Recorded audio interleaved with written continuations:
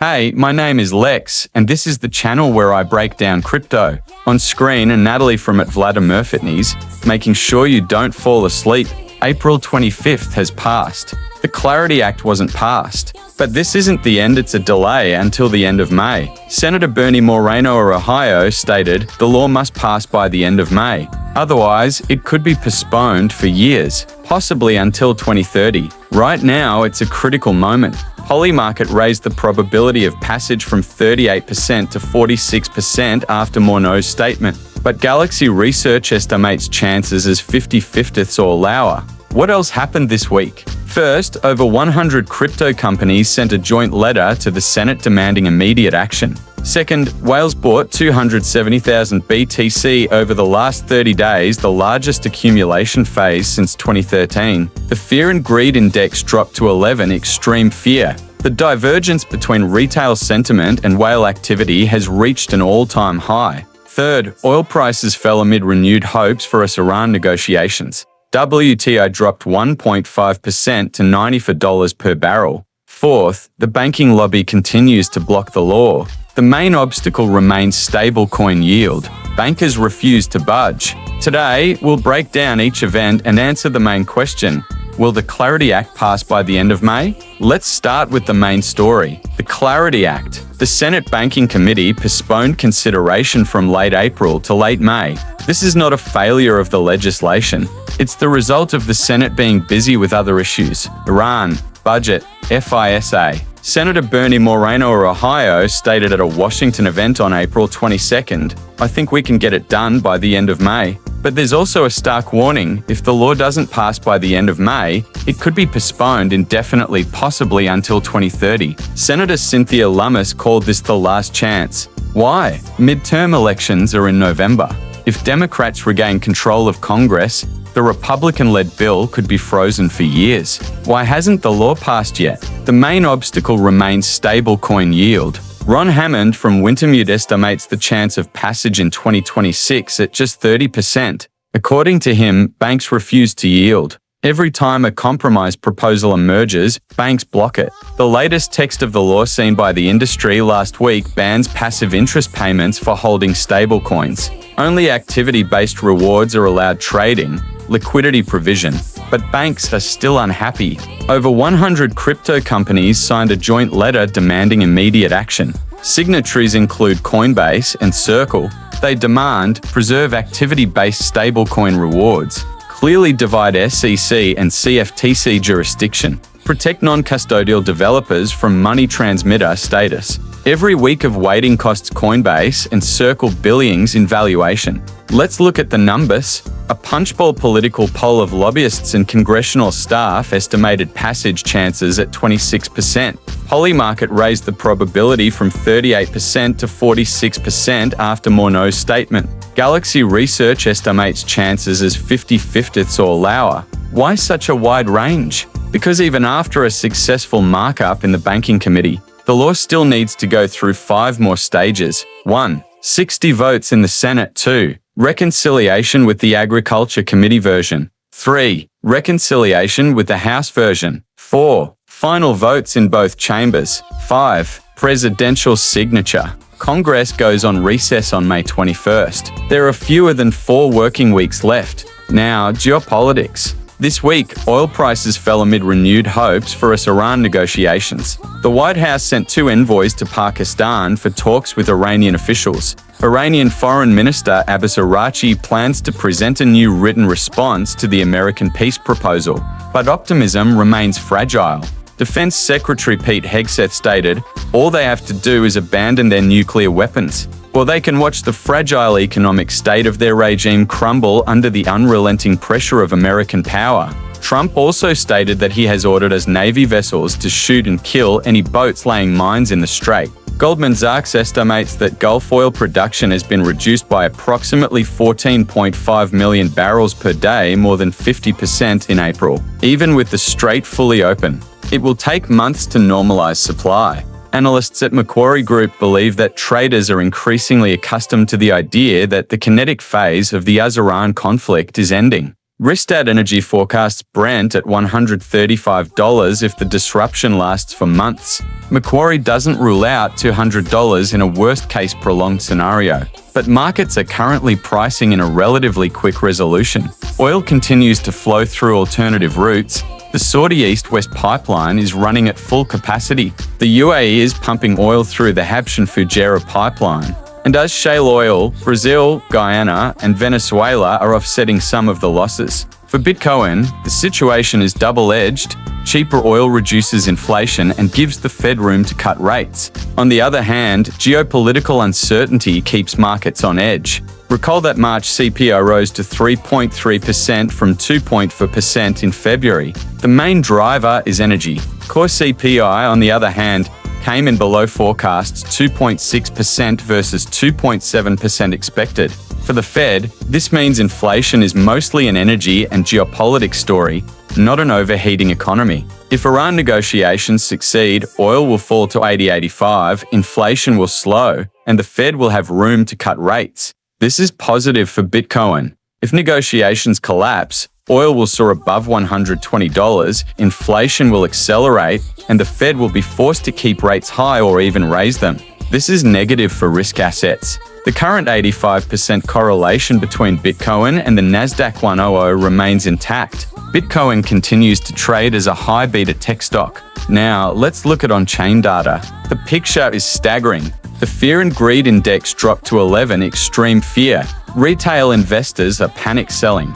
But Whales wallets with over 1,000 BTC bought 270,000 BTC over the last 30 days, the largest accumulation phase since 2013. For context, in 2013, Bitcoin traded below $100. Today's amount represents colossal volumes of capital. Bitcoin exchange reserves have fallen to their lowest level since December 2017. Large holders are moving coins off exchanges into cold storage. They aren't planning to sell anytime soon. Sentiment, the analytics platform, notes, when large wallets start moving their funds, it often precedes significant market movements. Historically, the combination of extreme fear and aggressive whale accumulation has preceded major market reversals. What's happening now? Retail is fleeing.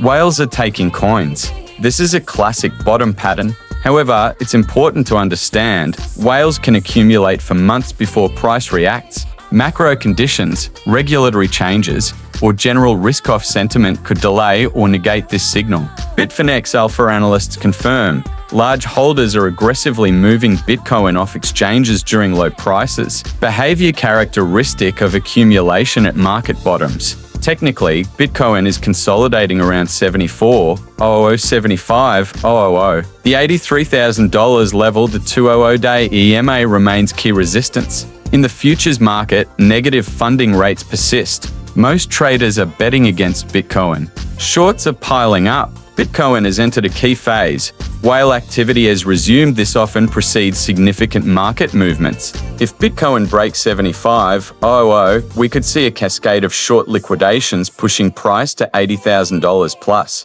But if geopolitics worsen or the Clarity Act fails, a retest of 65,000, 68,000 support is possible. This week, Goldman Sachs filed for a Bitcoin ETF, the Goldman Sachs Bitcoin Premium Income ETF. How does it work? The fund will invest at least 80% of assets in spot Bitcoin, ETPs, and options, then sell call options on those holdings to generate premium income.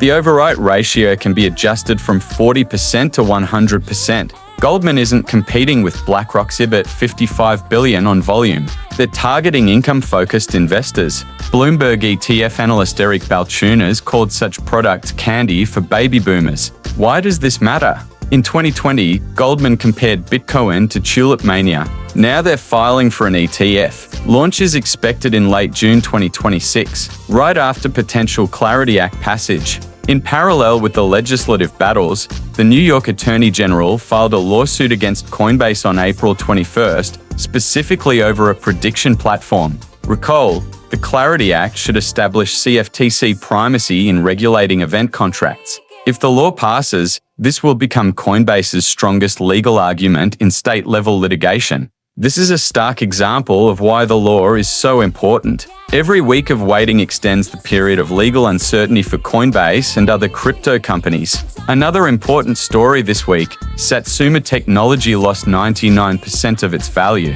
When Bitcoin fell from $126,000 to $60,000, no regulatory protection could save an aggressive corporate treasury strategy. This is a reminder the Clarity Act isn't meant to eliminate market risk, but to distinguish between bearable market risk and legal risks that shouldn't exist. Now, based on all the information, let's update the three scenarios. Scenario 1, optimistic probability, 3540, the Banking Committee holds a markup in the first week of May. The Senate manages to pass the law before the May 21st recess. Simultaneously, the US and Iran reach a long-term deal. The Strait of Hormuz opens. Oil falls to $80.85. The Fed gets room to cut rates. First cut in June or July. Goldman launches its ETF in late June on a wave of positive news. Whales continue accumulating. Bitcoin breaks $83,000, tests 90,092,000. In this scenario, Bitcoin could end the year at $100,000 plus. Scenario 2, baseline probability, 45% a markup happens in late May, the last possible week. The law passes, but after the recess, pushing final votes to the fall. The Iran ceasefire is extended, but a deal is delayed. The Fed holds rates steady until fall. First cut after the elections. Bitcoin continues accumulating, but price stays in the 65,080 range until the next catalysts appear. Scenario 3, pessimistic probability, 1520 no markup by the end of May. The law is postponed until 2027 to 2030 countries. The Iran ceasefire collapses. The Strait of Hormuz is blocked. Oil exceeds $120. Inflation accelerates to 4% plus. The Fed is forced to consider rate hikes. Bitcoin falls to 55,060,000. Whales might start taking profits. The market enters a correction. Let's break down the arguments for and against. Arguments for Clarity Act passage. Argument, justification, industry pressure. Over 100 companies signed the letter. That's unprecedented lobbying. White House is pro-crypto. The Trump administration released a report criticizing the banking lobby. PR election motives. Republicans need a winning law before the elections. High stakes if the law doesn't pass now. The next opportunity is 2030. Arguments against. Clarity Act passage. Argument, justification. Banking lobby. Banks have the most powerful lobbyists in Washington and aren't yielding yet. Little time left. Congress goes on recess on May 21st. Very few working days remain. Complex procedure even after markup. 5 stages remain, each of which could drag on elections. Democrats may not want to give Republicans a PR election win. What does this mean for you as an investor? First, watch 2 key dates: the end of May Banking Committee markup and May 21st Congress recess begins. These days will be volatile. Second, whales are accumulating Bitcoin at the fastest pace since 2013. The Fear and Greed Index has dropped to 11, which historically has often preceded reversals. But it's important to understand, whales can accumulate for months before price reacts. Third, Goldman Sachs filed for an ETF. This is a long-term positive signal, but it won't change the market in the short term. Fourth, be prepared for any scenario. Geopolitics and regulation are 2 variables that could turn the market in any direction. Fifth, don't make emotional decisions. The divergence between retail panic and whale accumulation cannot continue forever. There will be a major move. The only question is in which direction. Let's wrap this up. Clarity Act, the deadline has shifted to the end of May. This is the last chance. If a markup doesn't happen before the congressional recess, the law could be postponed until 2030. Geopolitics, as Iran negotiations have resumed. Oil prices fell, but the situation remains tense. Market, whales bought 270,000 BTC in 30 days, the largest accumulation phase since 2013. The Fear and Greed Index is at 11. Extreme fear. Goldman Sachs filed for an income-focused Bitcoin ETF. Wall Street continues moving into crypto. Regardless of the Clarity Act, the next 3 weeks will be decisive for the market for the second half of the year. In the next video, I'll break down technical analysis for Bitcoin and altcoins for make you levels to watch. Subscribe so you don't miss it. And remember, better to be healthy and rich than poor and sick. Peace and good luck.